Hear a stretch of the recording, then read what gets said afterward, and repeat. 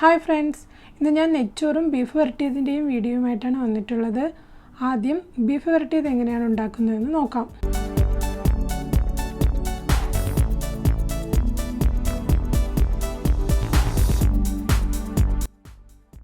1.5 kilo ബോണോട് കൂടിയ ബീഫാണ് എടുത്തിട്ടുള്ളത്.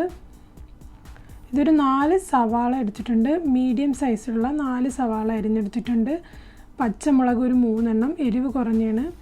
ഇത് ഇഞ്ചിയും വെളുത്തുള്ളിയും പേസ്റ്റാണ്. മല്ലിയില ഇത്രയും ആവശ്യമില്ല. ഒരു 4-5 ഏലക്ക എടുത്തിട്ടുണ്ട്. ഇത്രയും കറുകപ്പട്ട,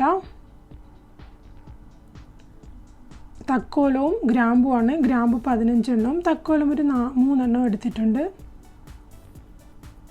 ഇത് പൊടിഞ്ഞു പോയി. ഒരു ചെറിയ 2 തക്കാളിയാണ് അരിഞ്ഞെടുക്കുന്നത്. പിന്നെ കറിവേപ്പിലയും.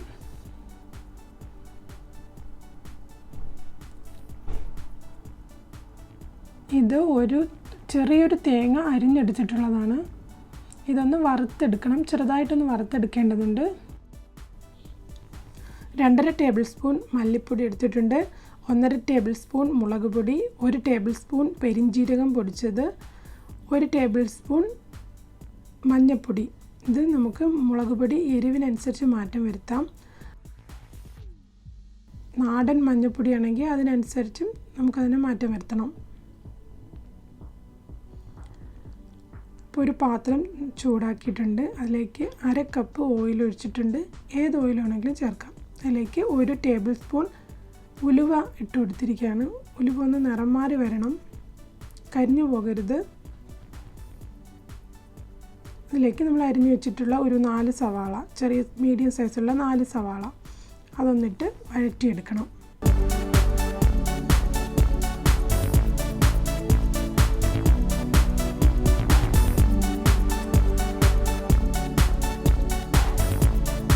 അടുത്ത് ചേർത്ത് കൊടുക്കേണ്ടത് ഇഞ്ചിയും വെളുത്തുള്ളിയും ചതച്ച് വെച്ചിട്ടുള്ളതാണ്. ഇതിപ്പോൾ ഞാൻ 1/2 കപ്പ് ചേർത്തിട്ടുണ്ട്. നമ്മളെ നാടൻ ഇഞ്ചിയും വെളുത്തുള്ളിയൊക്കെ ആണെങ്കിൽ ഇത്ര ചേർക്കേണ്ട കാര്യമില്ല. അപ്പോൾ അതൊന്ന് നോക്കിയിട്ട് ചേർക്കണം, അല്ലെങ്കിൽ അതിൻ്റെ ടേസ്റ്റ് മുന്നിൽ നിൽക്കും. തക്കാളി അതിനുശേഷം തക്കാളി ഒന്ന് ചേർത്തിട്ടുണ്ട്. ആ ഇഞ്ചിയുടെയും വെളുത്തുള്ളിയുടെയും ടേസ്റ്റ് മാറിയതിന്, ആ പച്ച ടേസ്റ്റ് ഒന്ന് മാറിയതിന് ശേഷമാണ് ചേർത്ത് കൊടുക്കുന്നത്. പച്ചമുളക് ചേർത്തിട്ടുണ്ട്. അതുപോലെ ഇപ്പോഴും തന്നെ നമുക്ക് കറുകപ്പട്ടയും തക്കോലവും ഗ്രാമ്പും കൂടി ഇതിൻ്റെ കൂടെ ഇട്ട് കൊടുക്കാം.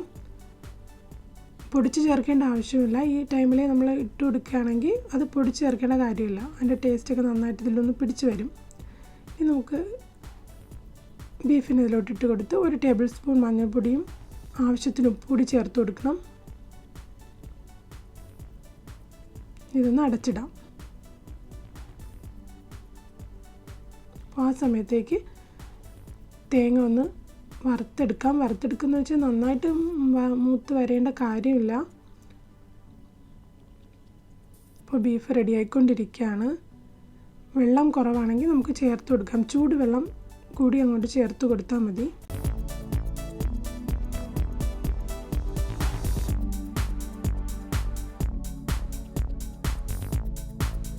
ഇപ്പോൾ ഒരു 3/4 വേവായിട്ടുണ്ട്. അപ്പോഴേക്കും മല്ലിപ്പൊടിയും മുളക് പൊടിയും പെരിഞ്ജീരകം പൊടിച്ചതും കൂടി എൻ്റെ കൂടെ ഒന്ന് ചേർത്ത് കൊടുക്കണം. നമ്മൾ ചെറു തീയിലിട്ട് ബീഫ് ഒന്ന് വേവിച്ചെടുക്കുന്നതാണ് നല്ലത്.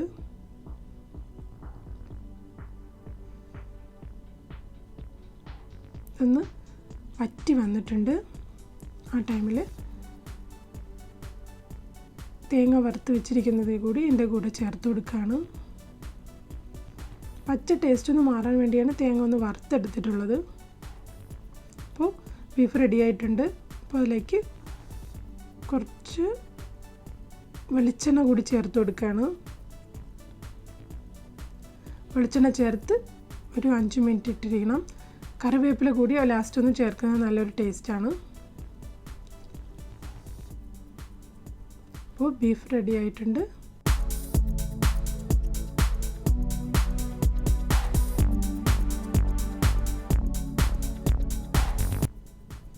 അപ്പോൾ ഇനി അടുത്തത് നെയ്ച്ചോറ് എങ്ങനെയാണെന്ന് ഉണ്ടാക്കുന്നതെന്ന് നോക്കാം.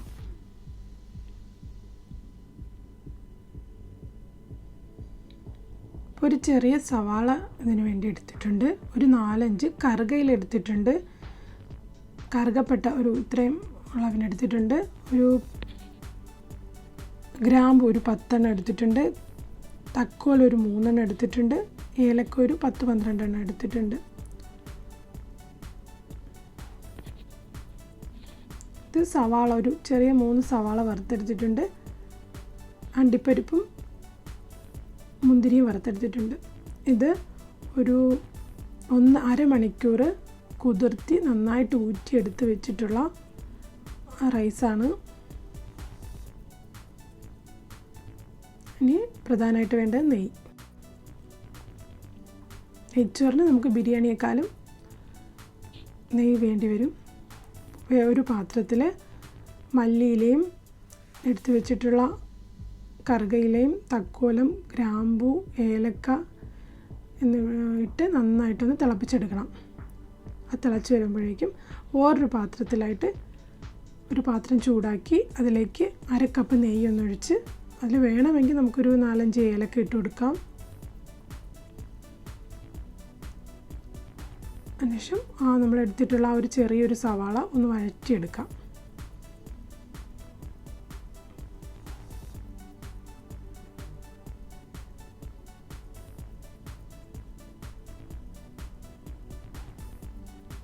ഇതിലേക്ക് ഊറ്റി വെച്ചിട്ടുള്ള അരി ഒന്നിട്ട് ചെറുതായിട്ടൊന്ന് ഇളക്കി കൊടുക്കണം. പൊടിഞ്ഞു പോകാത്ത രീതിയിൽ ഇങ്ങനെ ചെറുതായിട്ടൊന്ന് ആക്കി കൊടുക്കണം. അരി ഒന്ന് ചൂടായി മാത്രമേ വരാവൂ. മൂത്ത് പോകരുത്. മൂത്ത് പോയാൽ പിന്നെ അരി വേവത്തില്ല. അപ്പോൾ നന്നായിട്ട് ഈ വെള്ളം നമ്മളെടുത്ത് വെച്ചിട്ടുള്ള വെള്ളം തിളച്ച് ഇതിൻ്റെ എല്ലാം ടേസ്റ്റ് അതിലോട്ടൊന്ന് ഇറങ്ങിയിട്ടുണ്ട്. ആ വെള്ളത്തിലോട്ട് ഈ വെള്ളമാണ് നമ്മളിനി അരിയിലോട്ട് ഒഴിക്കുന്നത്. ഇനി ഇതിൻ്റെ ആവശ്യമില്ല, ഇതിൽ കിടക്കുന്ന ഐറ്റംസിൻ്റെ ആവശ്യമില്ല. അതൊന്ന് കോരി മാറ്റി കൊടുക്കണം. അപ്പോൾ അരി ഒന്ന് ചൂടായി വന്നിട്ടുണ്ട്. ചൂടായി മാത്രം വന്നാൽ മതി. അപ്പോൾ അതിലേക്ക് നമ്മൾ വെള്ളം ഒഴിച്ച് കൊടുക്കുന്നത് ഇപ്പോൾ നമ്മളൊരു കപ്പിലാണ് അരി അളന്നെടുത്തിട്ടുണ്ടെങ്കിൽ 2 കപ്പ് അരി ഉണ്ടെങ്കിൽ അതിൻ്റെ ഇരട്ടി 4 കപ്പ് വെള്ളം വെച്ച് കൊടുക്കണം. കൂടി പോകരുത്. ഈ വെള്ളത്തിലോട്ട് ആവശ്യത്തിന് ഉപ്പ് കൂടി ഇട്ട് കൊടുക്കണം.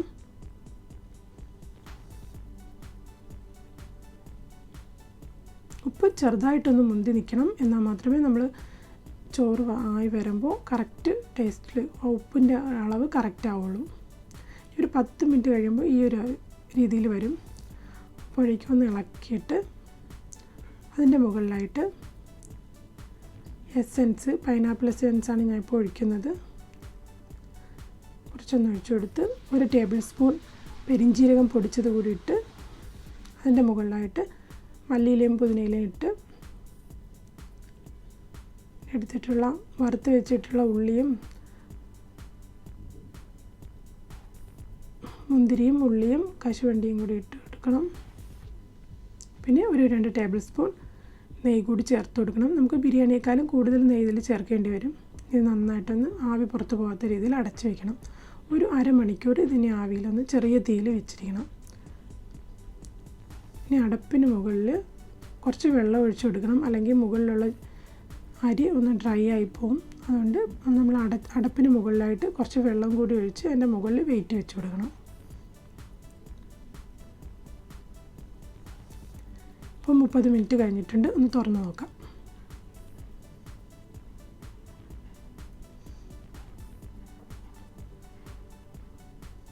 അപ്പം നെയ്ച്ചോറ് റെഡി ആയിട്ടുണ്ട്. നല്ല കറക്റ്റ് വേവൊക്കെ ആയിട്ട്. നമ്മൾ ഇരട്ടി വെള്ളം മാത്രം വെക്കുകയാണെങ്കിൽ ഒരുപാട് വെന്തൊന്നും കുഴഞ്ഞു പോകത്തില്ല. അപ്പോൾ അതൊന്ന് ശ്രദ്ധിച്ചാൽ മതി. ഇപ്പോൾ റെഡി ആയിട്ടുണ്ട്. അപ്പോൾ ഇന്നത്തെ വീഡിയോ ഇഷ്ടപ്പെട്ടെങ്കിൽ ലൈക്ക് ചെയ്യുക, ഷെയർ ചെയ്യുക, സബ്സ്ക്രൈബ് ചെയ്യുക. Thank you.